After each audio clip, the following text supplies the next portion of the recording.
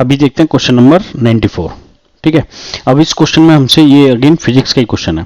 यदि कोई वस्तु एक लकड़ी के ब्लॉक में 3 सेंटीमीटर भेदन करने पर अपना आधा वेग, ठीक है, खो देती है, तो ब्राह्म अवस्था में आने से पहले वह कितना अधिक भेदन कर पाएगी सेंटीमीटर में।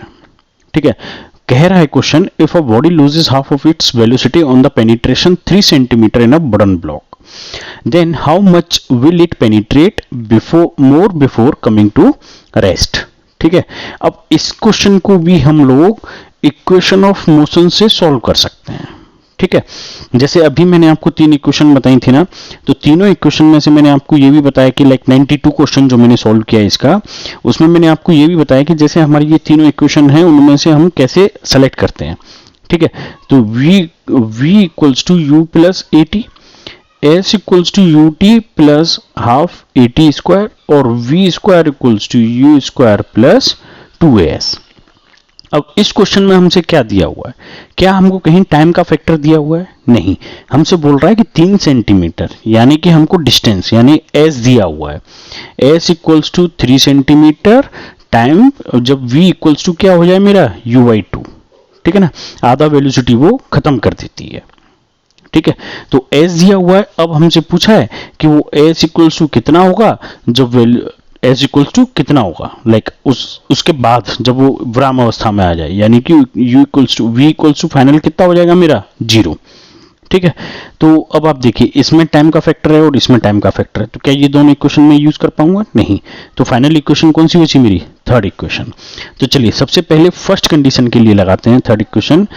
जब हमारा वुडन ब्लॉक, जैसे ये माना मेरा एक वुडन ब्लॉक है, ठीक है, आपको समझने के लिए मैं यहाँ एक वुडन ब्लॉक बनाता हूँ। ये हमारा 3 सेंटीमीटर का डिस्टेंस ले लिया यहाँ से और यहाँ तक।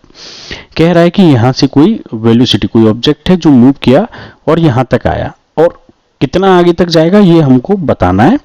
ठीक है ना, तो यहाँ तक आने में माना अगर उसकी वेलोसिटी यहाँ u थी और यहाँ हो गई u/2 और यहाँ पे कितनी हो जाएगी u इक्वल्स टू 0। ठीक है ना, तो ये सारी वैल्यू हो जाएंगी मेरी।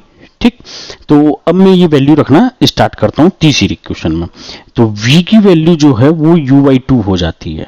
ठीक है, और u तो मेरी इनिशियल वेलोसिटी है ही, मैंने माना ये इनिशियल वेलोसिटी जब ये यहाँ ब्लॉक पर टकरा रही है तब। ठीक है, और एक्सेलरेशन का मुझे मालूम नहीं है और डिस्टेंस मेरा दिया हुआ है s इक्वल्स टू 3 सेंटीमीटर। तो मैं यहाँ लिखूंगा u/2 का स्क्वायर इक्वल्स टू, मैं क्या करूंगा u square plus 2 times of a into 3 centimetre. Centimetre में पूछा हुआ है तो सारी वैल्यू हम सेंटीमीटर में लिखेंगे बाय डिफॉल्ट। ठीक है, तो जैसे जैसे दिया हुआ है, तो ये हो गया u स्क्वायर बाई 4, ये हो गया u square plus 2 into 2 into 3 हम मल्टीप्लाई कर लेते हैं, लाइक 3 दूनी 6a। ठीक है, अब u स्क्वायर को मैं 6a को मैं एक साइड कर लूं और u स्क्वायर, ये इसको इधर लाऊंगा तो ये माइनस का 6a हो जाएगा मेरा, और u square minus u square by 4, इसको इधर लाऊंगा तो ये भी नेगेटिव हो गया। अब अगर मैं इसको आगे सॉल्व करूं तो ये कितना लिखा है मेरा यहाँ पे, लाइक एलसीएम अगर मैं minus 6a equals to LCM अगर 4 ले लूं तो ये 4u square minus u square हो गया, तो minus 6a equals to 3/4 u square हो गया। ठीक है ना, और अगर मैं इसको सॉल्व कर लूं तो 2a इक्वल्स टू 3 दूनी 6, 2 बार कट गया ना इससे, 1/4 u स्क्वायर। ठीक है, ये आ गई मेरी फाइनल वैल्यू। 1/4 की फॉर्म में क्यों लिखा वो मैं अभी आपको आगे सॉल्व करूंगा तब समझ आ जाएगा। अब हम आते हैं इस दूसरी कंडीशन में।